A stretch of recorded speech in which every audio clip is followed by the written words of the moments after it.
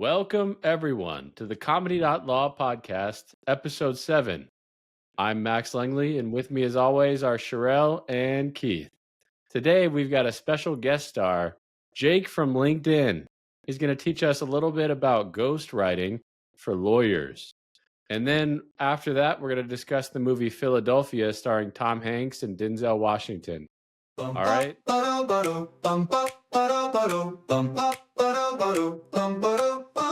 Comedy.law, yeah, we're here to play. Max, Sherelle, Keith leading the way. Lawyers with laughs and jokes to slay. Tune in, folks, it's Comedy.law. Washington. All right. So, Jake, where are you from and what do you do? I am from a small little town called Marlton, New Jersey, which is around 30 minutes east of Philadelphia. And what I do is you hit it right on the head. I am a LinkedIn ghostwriter, mainly for lawyers, so I help them write their content, and I also help them with their other social channels like Facebook and Instagram as well. Okay. And what got you into, what's your origin story? What got you into being a ghostwriter for lawyers? So I started my journey around November of 2023. Back then, I was just editing videos, and then that slowly transitioned into getting more involved with social media management last May when a New York personal injury attorney hired me to help them with their socials. And then after that, I branched to LinkedIn, and since then, I've just been doing my thing. So help me understand, Jake. Explain it as if you're explaining to a 6-year-old. What is a ghostwriter doing for lawyers on, let's say, LinkedIn? So let's say a lawyer doesn't know what to post, doesn't have the time to post, anything like that. So they can hire a ghostwriter or social media manager, social media marketer to help them create content in their voice that sounds like them consistently, so that way they get the attention that they want without having to put in all the work. So is that AI driven also? I mean, it can be, but not necessarily. Mostly comes from the noggin, right? Exactly. But And AI it's can help. mostly you evoking the story from the lawyer, right? It's kind of like you're doing an interview process, right? Yes, that's a great way of describing it, and that's kind of the process that I take on with clients. So Jake, is that audio or text that we're talking about? Well, like you mean like getting could you clarify what you mean by that? Well, you said in the voice of the lawyer. Do you Oh, mean words? okay. Yeah, words. Mainly written content for LinkedIn and also the other socials as well, but videos can work too. So, Sherelle, did you know that there's ghostwriters out there? I didn't. I might need to hire one. I need to get some engagement on my LinkedIn profile, We do need some engagement. You got to get to 1 million hits this year. That's what I'm doing, 1 million hits. Okay. So Jake, how long have you been doing this? I don't know if you mentioned that already, but I've been doing the LinkedIn ghostwriting for since last July, so eight months. But I've been doing social media work for lawyers for a little longer than that. okay. And He's only 20 years old. I'm sorry. Go ahead, Sherelle. Sorry. I was just gonna say, how do you know what to write? Like, how do you know what's gonna get the engagement? Well, it's just been being in the trenches every day, so you kind of know, like with all the posts, you got to experiment, and I've done a lot of that over the past months, just experimenting and seeing what works, and then over time, you kind of already know. You get to the point where you kind of know what posts are going to do well and what posts aren't going to do as well. Well, let me ask, Jake, how many lawyers who are active on LinkedIn uses a ghostwriter? A lot more than people think. Yeah, you always notice it. Sorry, go ahead.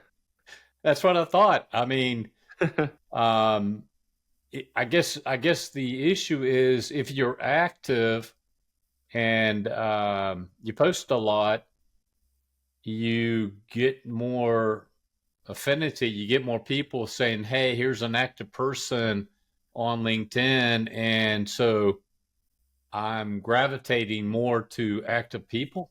Max, what were you about to say? I was about to say that it's amazing because you figure it out about a week or two later when you post the analytics. When you say, "Hey, look, I ghost wrote this, and it did this kind of engagement, this kind of impressions." So, and then you figure out who the ghostwriter is because that guy will pop up and be like, "Look what I did! Look, I went viral." And then I'm always like so shocked. I'm like, "Oh, it wasn't John who wrote that. It was his ghostwriter." It always kind of intrigues me which ones are ghostwritten and which ones are not. Max, how do you know that? How do you figure that out? You have to be following more and more people. You actually have to follow the ghostwriters. So that's what I do is I follow a lot of the ghostwriters, and then they post kind of like brag posts. Oh, okay. So you're kind of going in through the back door to get that information. I mean, it seems to me that nowadays people want to research lawyers and they're going to look at their web page, they're going to look at LinkedIn, they're going to look at other data. I'm not sure what all that is, Jake, but it seems like the more you're engaged and the more you're visual out there, people see you, they think, hey, this is someone that you should, think about. Whatever your issue is. If it's a car wreck case, hey, I need a good car wreck lawyer in Dallas. Well, I would think that people are going to Google who's a good car wreck lawyer in Dallas, and then they're going to go on LinkedIn. Is that correct, Jake? Yes. So people still use Google, a lot of it, but they're also checking social media platforms like LinkedIn, Instagram, Facebook more than ever. So that's why I always preach all the time that you have to be visible because in today's world, there's just so much content being posted out there every single second on every single social media platform. So when a lawyer doesn't post, they essentially just don't exist. So people aren't really going to remember them when Yeah, something you talk happens. about top of mind a lot, Jake, right? Yes, And a lawyer wants to be top of mind in the potential clients, uh, essentially their world. You want to continue to pop up. You don't want to annoy them, but you want to pop up enough that they remember you for when they do have a case, because they often aren't looking for a lawyer at that moment in time, but down the road they might be. exactly. Yeah, what I want to do two things if I can, Jake. One is a question to you, and the second is going to be Sherelle. Where are you? What do you think about this topic? The question is on your marketing. Do you tell potential customers, "Hey, I'm a very good ghostwriter. I get you more exposure. Here's how I do it." What do you do in your marketing to provide those analytics? So that's a good question. I do like to show results on my own page, and I do that, but I don't really like to be annoying. Kind of as Max said, I follow the same principles that I want my clients to follow, and that's to show up in the right way, but not to be annoying about it because no one really likes being sold to. And I learned that the hard way. So I just try to, show the results. Hey, here's what I'm doing, that kind of stuff. If that answers your question. All right. Yeah, LinkedIn has analytics. It's kind of like Google Analytics, and it shows impressions, it shows engagements, and that's what a lot of people want are the engagements. And Yes, then more so, you want conversions, though. That's the big, big, big thing. You want clients to sign up. And so, Jake, that's kind of a soft thing that you track because obviously LinkedIn doesn't have that analytic of how many clients did you sign up. It more yeah, so has you have to kind of directly ask the client for that kind of feedback. yeah, absolutely. And that's something that I talk about. Yeah, the engagement and the likes and the impressions are cool, but people try to. I think a lot of people, or I know that a lot of people try to go viral, but they do it in the wrong way, and they do it in a way that doesn't really convert. And that's not something that I like to. That's Yeah, like something an I try to. engagement pod, right? Yeah, exactly. Yeah. And they try to get all these likes, but not a single one of those likes turns into a client or anything. I mean, for LinkedIn, it's different because for LinkedIn, it's just like a referral network for most lawyers, like personal injury lawyers. Yeah. Divorce attorneys, it's usually just for getting referral relationships. Their clients are usually on Instagram and Facebook and those other social platforms.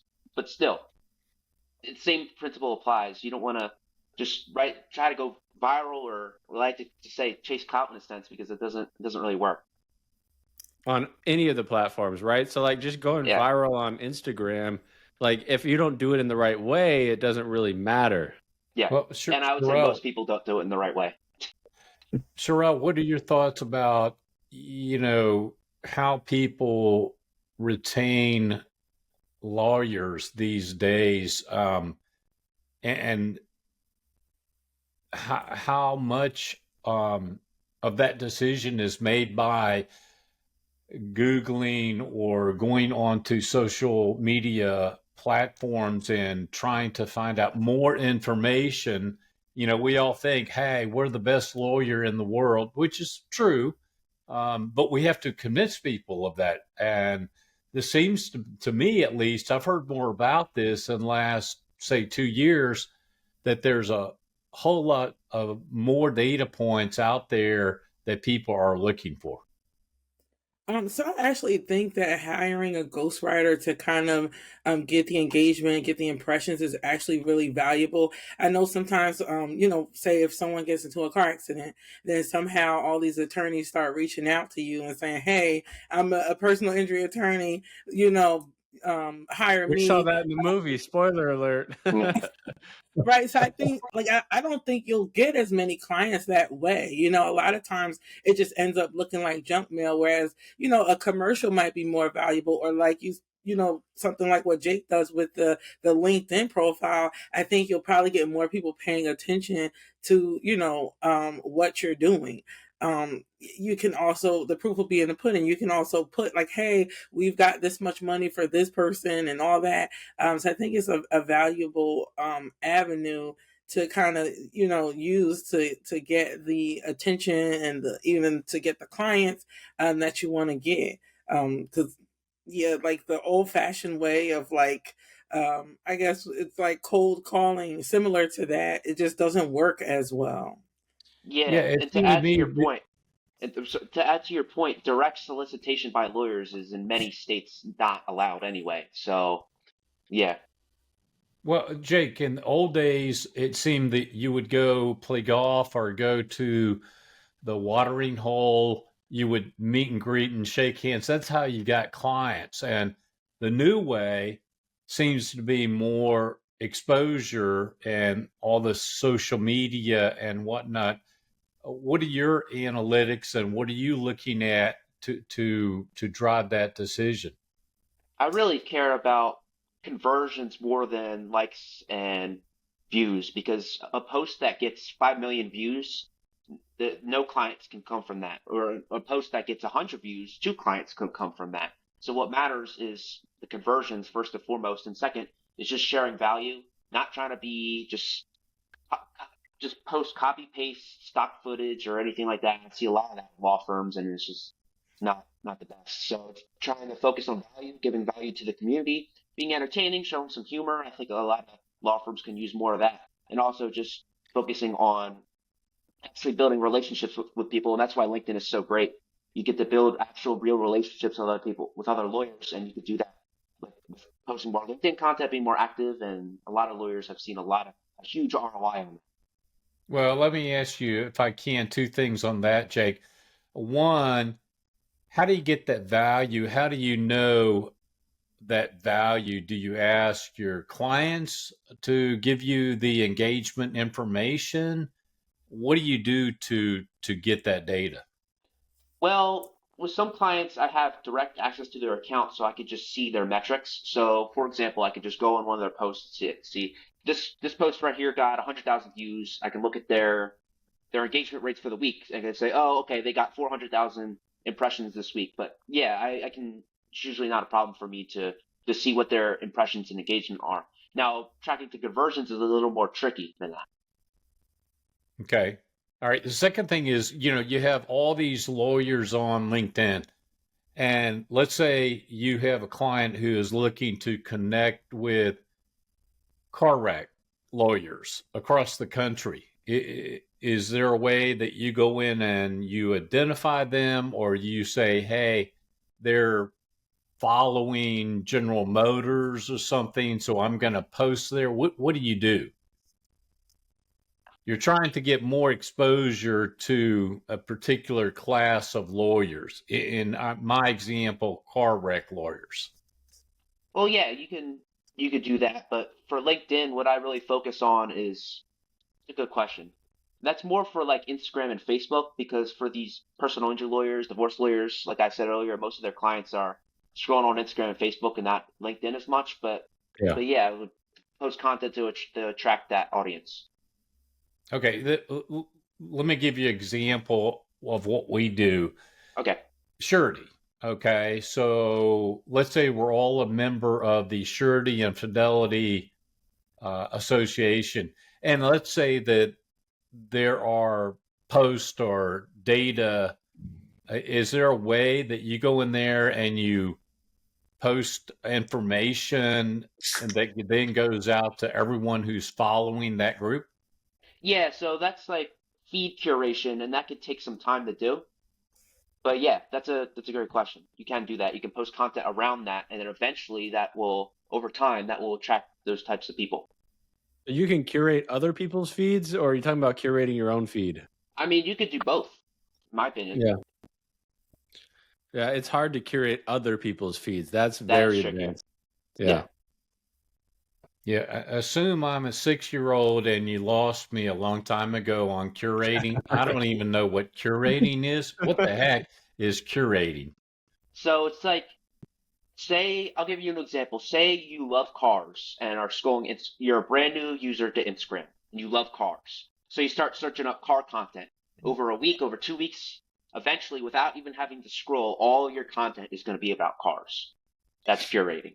That's my Instagram. It's all about golf, even though I haven't played in a while, but the whole feed is golf. Yeah, Yeah, exactly. I think my feed The is in- primarily fashion and beauty. the algorithm knows what you want. Yeah, it's called the algorithm. algorithm. Get used to it. Yeah, that was the word I was looking for. Because I was always curious as to how that works, and I'm sure it's some kind of a technology thing where, you can kind of figure out what a person likes based off of things they've seen previously. So do you do that? I know you said you can curate. Is that how it works? Like you're able to create an algorithm? Yeah, so you can create an algorithm for yourself. Yeah, you could do that. And it's like I said, it's trickier to do it with other people's feeds, but it's possible and we've done it. If yeah, Yeah, so good we're a question. rare class, Jake, where we actually get other lawyers to hire us usually. So our clients are other lawyers. And so LinkedIn is a pretty good place actually for our kind of content.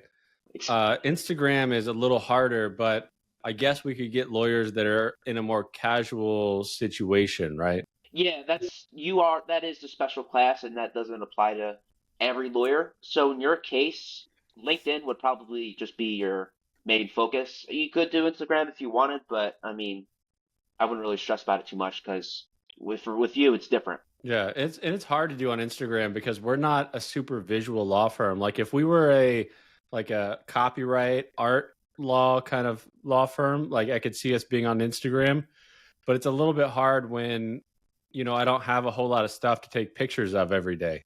Yeah, Yeah, to that's fine. me, Jake, on LinkedIn, there's kind of two things.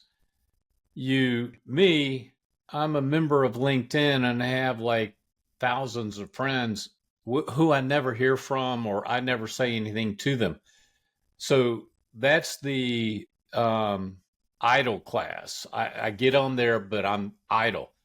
The second class would be the more active group. And I take it to be more active, you need to reach out, you need to post, you need to do other things, right? Yeah, And of one course. thing to do is to post every day for there's like a challenge that a lot of the Gen Z people are doing, the Gen Z professionals on LinkedIn, where you post every day for 90 days or for 100 days, something like that. That really helps boost you on the algorithm if you post a Yes, quality thing every day. absolutely.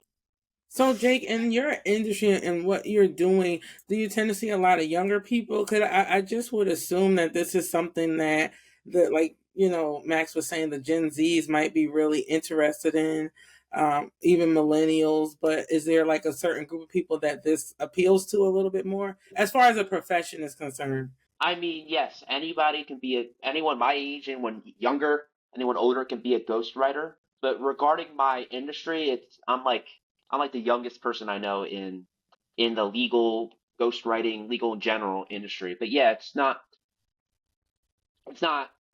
tied to any you're not limited by how old you are. If Oh, that I makes think Oh, sense. she asked that question and then did not like your answer, so she she cut left. out. She said, "Bye bye, Jake." No, that's her. That's her internet. There it is. Oh, she's back. Sherelle, that was quick. He I'm so said. sorry. He said he's the youngest in the industry, and he's always going to be the youngest in the industry. Well, he Sherelle. also said he's the best looking in the industry. Oh, that's I'm not gonna deny that.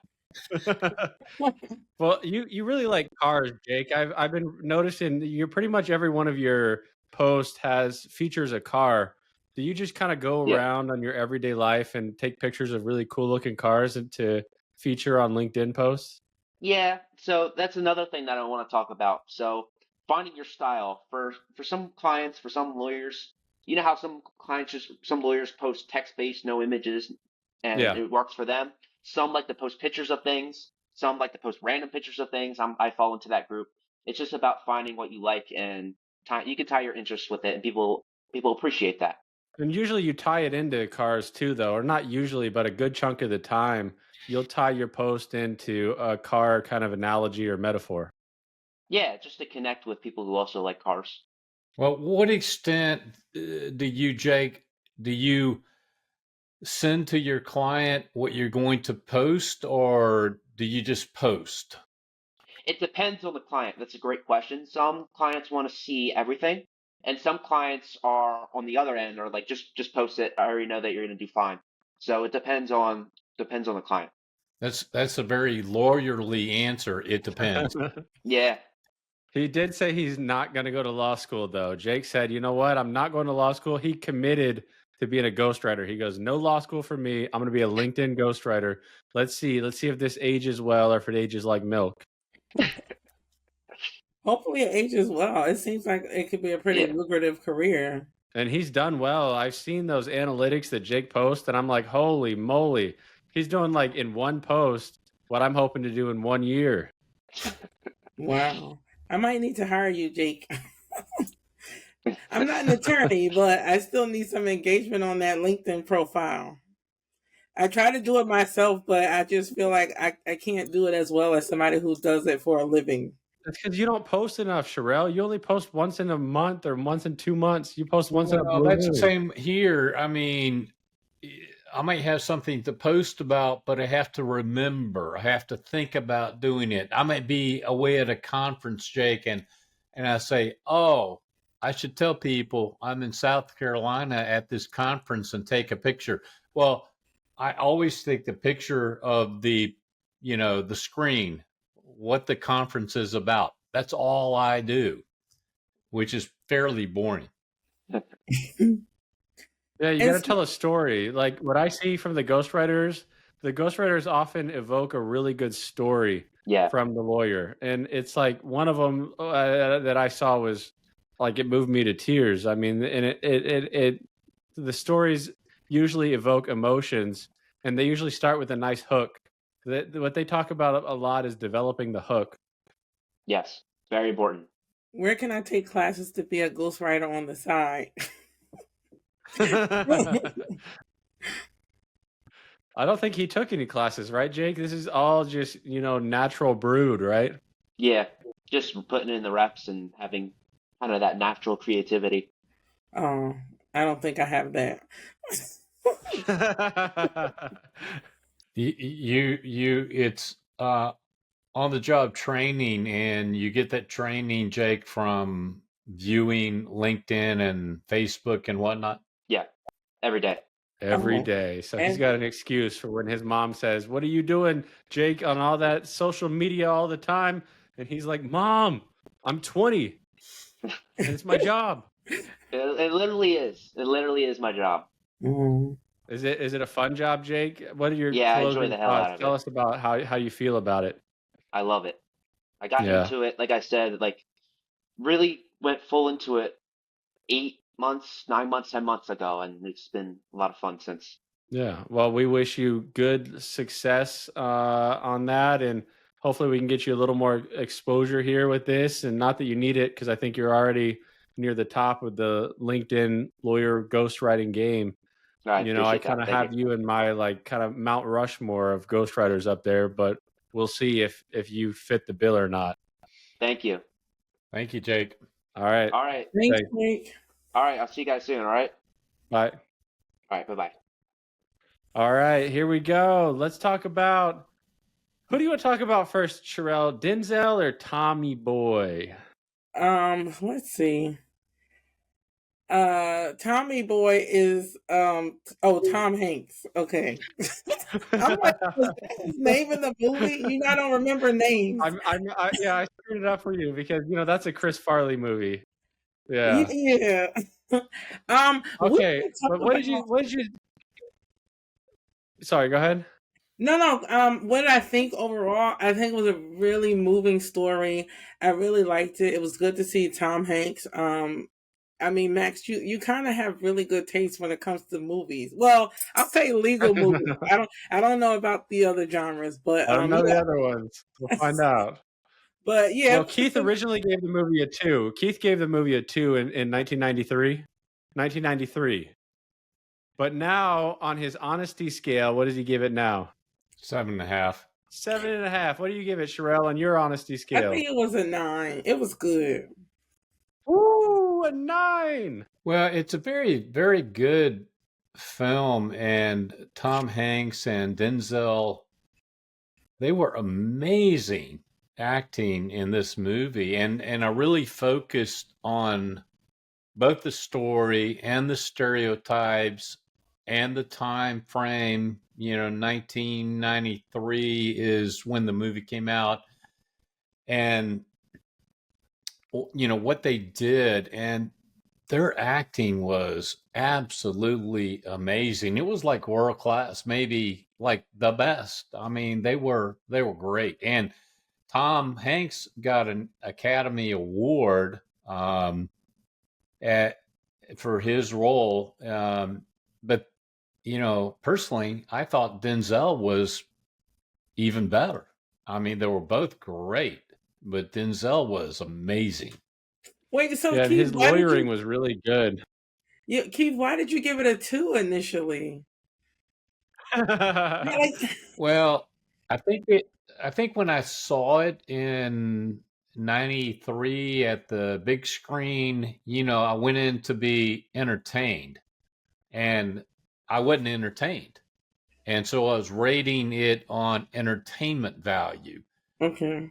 This time I'm looking at it as a legal movie. I'm looking at it from the lens of the stereotypes. I'm looking at it from a distance. It's 2025, and all those issues have changed since then. So it's a very different viewing. And this time I'm looking at the acting, I'm looking at the issues, the stereotype. And so I think the rating, Sherelle, that I gave it was based on those factors as opposed to just entertainment, which is what I was looking for back in 93. Okay. I mean, I guess I can take that.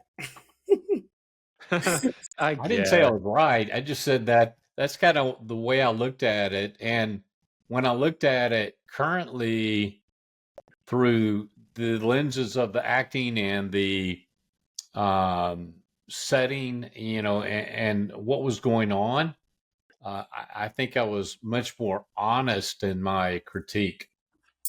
And Max might think, what you think it was, a 9, Max? 8.28. Okay. Well, It's a weird number. I, Yeah. It's a good number though.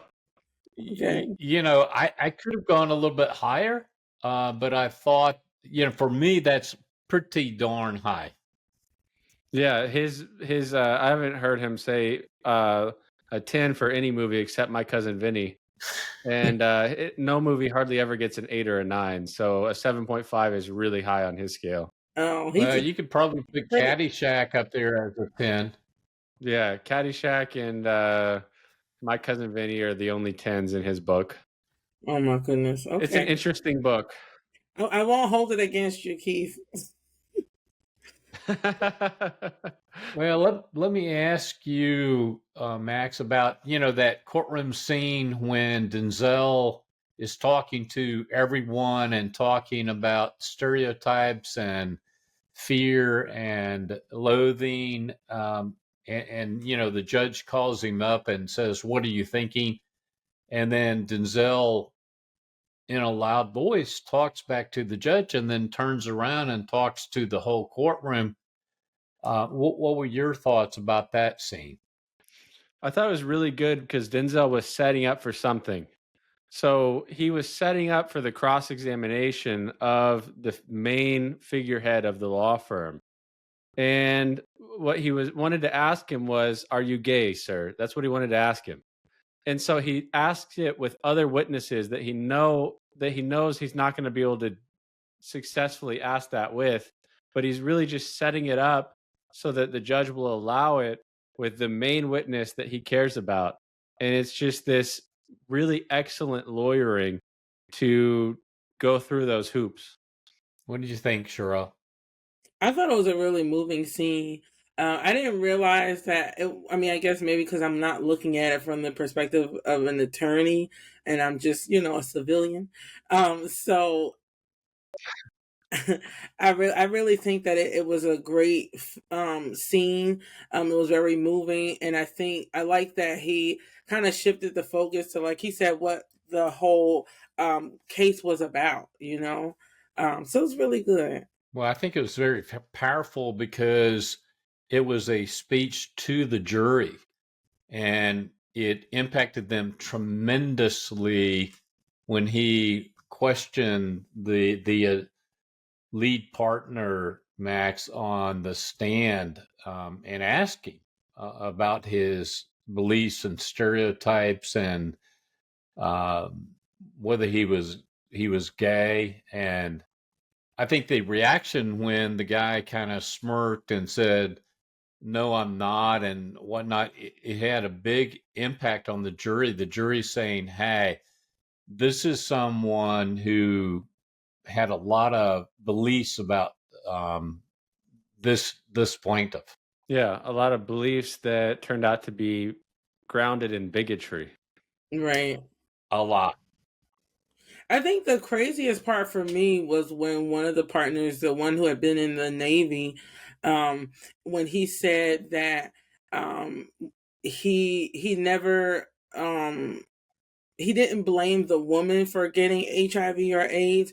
He felt like, oh well, she didn't do this on her own. She just basically she just happened to contract it through, getting the blood The needle, transfusion. yeah.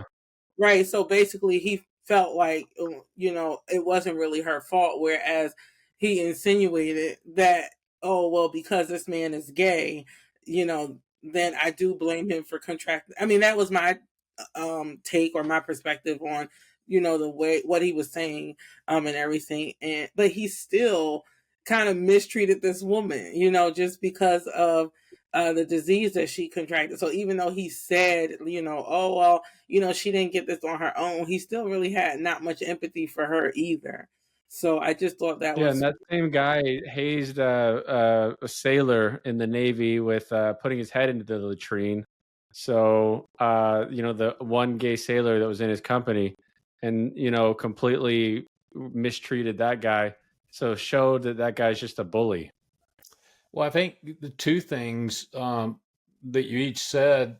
One is the blame game, and Cheryl, I think that's so important.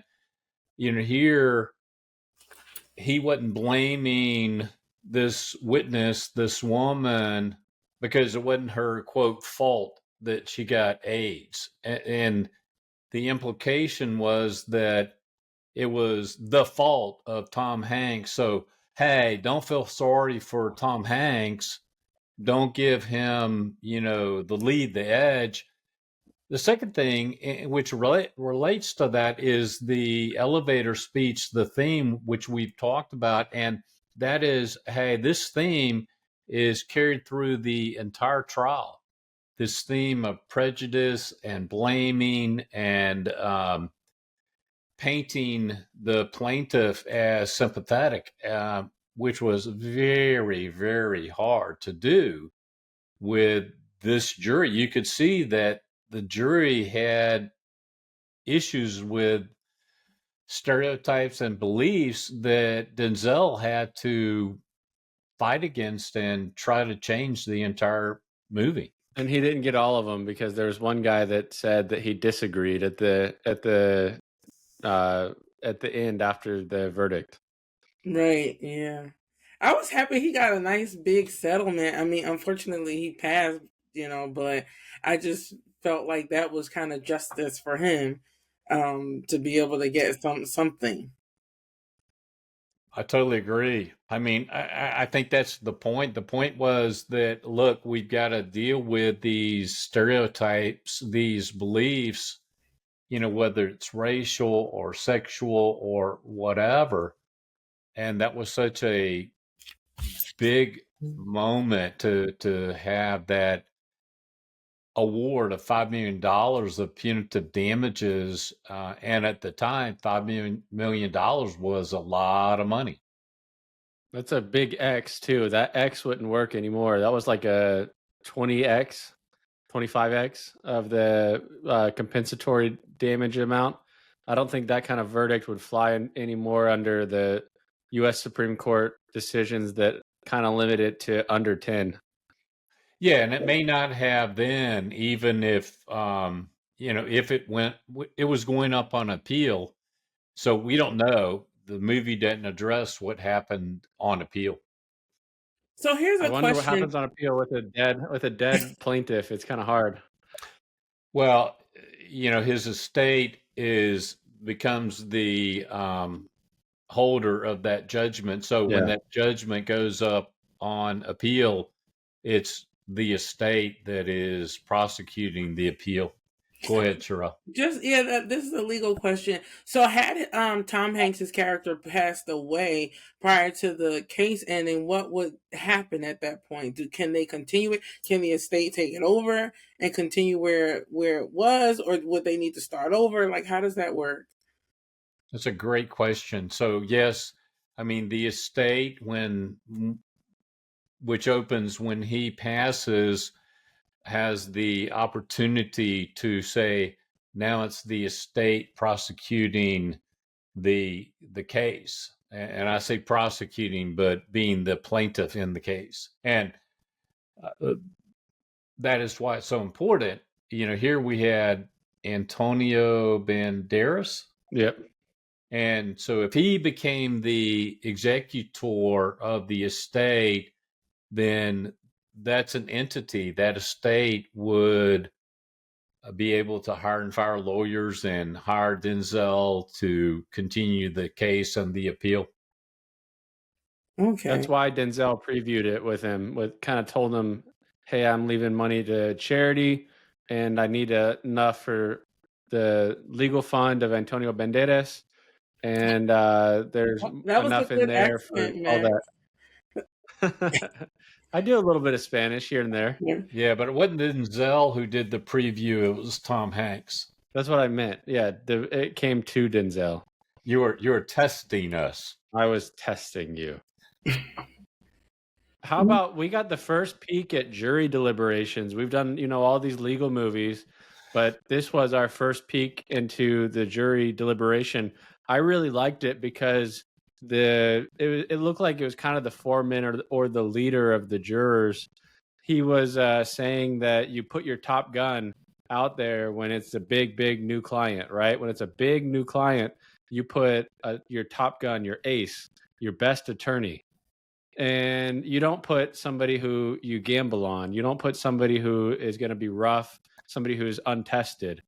Well, I think that's what's so important, and I can't wait until we do 12 Angry Men, which should have been 6 and 6, 6 angry men and 6 angry women. But, that's the importance of the elevator speech and the portraying the party as a real person, because, hey, there's going to come a time when the jury is going to be talking and deliberating about the issues, and at that point they better believe in what you're selling. Yeah, it's kind of like what Jake said about being top of mind. You want to be top of mind with the jury in when they're deliberating. You want your points to be at the top of their mind. You want to have that ingrained in them so that they kind of repeat some of the key points that you've made throughout the trial. So, a question: if you were one of the attorneys, let's say you were Denzel Washington's character, what kinds of jurors would you prefer to have on the jury? Non-prejudiced. I would actually want a decent amount of women, because women are probably not going to be as bigoted as some of these men. Like at the bar when Denzel was having a drink towards the end of the trial. All the people, including the bartender, were grilling him for defending a gay man, and Right, Denzel said, "Whoa, whoa, whoa! Hey, I don't like gay people either, but uh, you guys remember what justice is, right?" He had to keep bringing it back to this is about justice. It's not about homosexuality. Well, I right, think that's a great question, Terrell, is what kind of juror are you trying to get? And the answer is, hey, you're trying to get people who are open and empathetic and willing to look at this and to really question, because you're going to have a he said in this movie. The partners are saying, we fired Tom because he was a bad lawyer. And Tom said, no, no, no, you fired me because I had AIDS. And you need jurors who are going to be able to evaluate and think about that. And that's their job. And that's what Max said. That was the foreman of the jury saying, you put your top gun in representing the big new client. And that's why they chose Tom Hanks or his character to do it. Yeah, he even got a victory cigar before they even started because the victory was in the client acquisition, and they were already celebrating with their top gun. You don't give a victory cigar to just any random associate. right, right. Yeah, I think that, by the time that Tom Hanks went to Denzel, he had talked to 9 different lawyers, all of whom turned down this case. And so you're dealing with a very, very difficult thing, Sherelle, to try to convince the jury that uh, what you have is an illegal act to fire Tom Hanks, as opposed to firing him because he's incompetent. So it comes down to the 10th lawyer, and that's Denzel, he's a car wreck lawyer. He's a PI And guy. Right. I thought that was funny because I'm like, well, he must have been pretty desperate to go to a personal injury attorney to go up against this big firm that was like one of the most prestigious firms in Philadelphia. And I'm sure it was a win for Denzel's character because he beat them and he got a nice settlement. So maybe he would, if this were real life, he would start, kind of doing other cases besides the personal injury. Then he wouldn't have to solicit clients at the hospital and hand out his business card. well, I think that's exactly what we're talking about. That's what's so important, is that Denzel's job was to take a very difficult fact scenario and portray it to the jury, which is why he acted out in court. He showed his prejudice. He showed prejudice of the Navy, the sailors, the partners in the firm.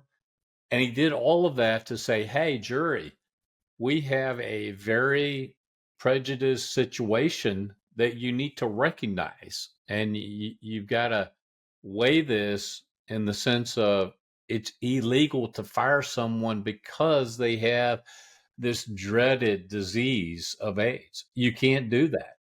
And he had to convince the jury that's why they did it. And he had to use those theatrics, at least in his heart of heart. He thought that the system as is can't cover this kind of thing. So he's got to go above and beyond and do some things that are more theatrical than lawyerly. And so he did those, and he looked like a fool, but it was all for his client. So he kind of takes the short end of the stick just to say, "Hey, look, I'm an ass. Look, I'm not. Look, I'm like that. I'm somebody who also doesn't. I'm somebody who's got bigotry in my heart too." And he's exposing that, and that's how he wins the case. That's an unconventional way to win a case. You don't normally do that, but in extremely rare situations, it might make some semblance of sense. And here it all was patched together at the end, and it made sense, at least in movie land. Well, I think what was so important is the judge said, hey, we don't have that in this courtroom. And Denzel said, hey, we don't live in this courtroom. Yeah, that was Right. powerful. So how many That ethical was a big violations? moment. How many ethical violations did Denzel commit? That's what I really wanted to know. I'm going to say 12. About 4. I don't I'm think going to say 12. 12. Throughout the whole movie, 12?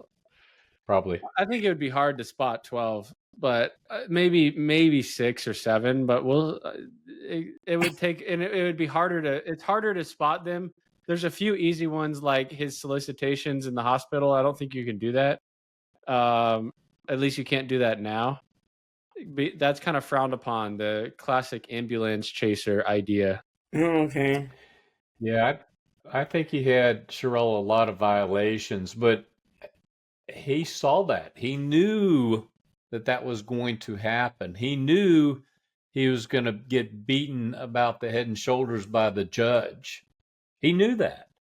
And I think that was what was so powerful, was that he was willing to do that and be the mouthpiece for his client, because it had to happen in order for the jury to confront those stereotypes. They really had to talk about that. And then visually, they had to see that when he had Tom Hanks open his shirt and he put the mirror up to the lesions and said, do you see AIDS lesions? That was a very powerful point for me. Yeah, show, don't tell. So my other question is, that whole rant he went on using all those bigoted words, would that actually be allowed in court? I would assume not. No. Very, very, very frowned upon, and you're probably going to get suspended if you do something like that. Okay. Yeah, it was kind of like in My Cousin Vinny when the judge kept throwing Vinny in jail. Here, Denzel would have gotten thrown in jail several times. I don't think he So, was as bad Sherelle, as what do you My call Cousin not as bad as me? as Vinny. Oh, I think you said not as bad as Max Langley. I was like, dang, that's No. rude. So, Sherelle, what do you call 1,000 lawyers chained up at the bottom of the ocean? Okay, I didn't understand that joke. You have to explain it to me. I can Really explain good it. start. It's a good start. A good start. The 'Cause whole they're point. gonna die. Well, it's kind of like Shakespeare, who said, first, let's kill all the lawyers. Do you recall that, Sherelle? That was the butcher that said it, though. That wasn't Shakespeare. It was the butcher. It was Shakespeare, I think. Anyway, It was in Shakespeare. The whole point was, without lawyers, you're going to get a lack of justice, because the rationale for the lawyers is to pursue justice and to be the mouthpiece. So it was ironic, it was intended as a kind of a joke of first we'll kill all the lawyers. And that's this joke of what do you call 1,000 lawyers chained together at the bottom of the ocean? A good start. And that's funny for people who are not fond of lawyers. The point, though, is that, hey, we have lawyers because we need a justice system. And here in this movie, the justice system worked. Yeah, and it played well. And what the quote, yeah, from Shakespeare is an ode to lawyers. That's what really Shakespeare loved lawyers. So it's the revolutionary, the butcher, who is saying as part of his overthrow of democracy, let's kill all the lawyers. It's kind of similar to what happens with the what's 1,000 lawyers tied up to the bottom of the ocean. A good start towards a revolution of chaos and of uh see what would happen. Well, Oh, here's another one, Sherelle. If you have a bus load full of lawyers going off a cliff into the ocean with 3 empty seats, what do you call that? what? A waste. I don't The get. waste is the 3 empty seats. And so that's Oh supposed my to be somehow god. funny, we need to kill all the lawyers. Oh, okay. So Yeah, do but it's people hate true that lawyers that lawyers much? get a bad rap sometimes. Like and it's kind of like with like what they're saying in the movie about gay people. Like if you actually met gay people in your life, you'll know that they are the nicest people in the world usually. Like they are unbelievably nice and fun to be around, and they are living life to the fullest. And they're people you'd want to be around. And lawyers get a bad rap too at like just on the surface if you don't know them very much. Like you think, oh, lawyers are just here to steal and to, line their pockets. But that's not what lawyers really feel. And once you get to know them, you'll know that there's this other motive, this other aspiration, this other reason for living. Well, that the point is people hate all lawyers except their own. Yeah. They need their own lawyer, right? And here with Tom Hanks in the movie, we saw his family was amazingly supportive because you had Tom Hanks's character that they knew and they were drawn to. And so it didn't matter about stereotypes. Here's a real person that we all care for. Yeah. I Exactly. I love that his family was like so supportive, even with him holding I the did not job. expect that. Did you? Did you No, expect that? no, I not at thought they were gonna all. be, like, disowning him or something. Yeah. And I hated the part where the attorney, the defense attorney was asking him basically about the instance where he had went to that particular theater. I think it was more of just to embarrass him. So I think Yeah, having it was just to embarrass. Exactly. yeah, I think the support system, like even watching the family's reactions to that, I mean, I'm sure they were surprised, but I didn't get the impression that they were like, oh my God, they just seemed to be a very understanding group of people and loving group of people. So, Well, and then that's when she turns to the other lawyer at her table and says, I hate this case. That yeah, was her Yeah, point. She yeah. hated to go into that. yeah, Yeah, because that actress is usually in very empathetic roles, so I was very confused how she was playing a role of a, cutthroat attorney. But then when she said, "I hate this case," I'm like, now I get it. She's in that position. She's not. She doesn't desire to be there. Yeah, that was Mary Steenburgen, which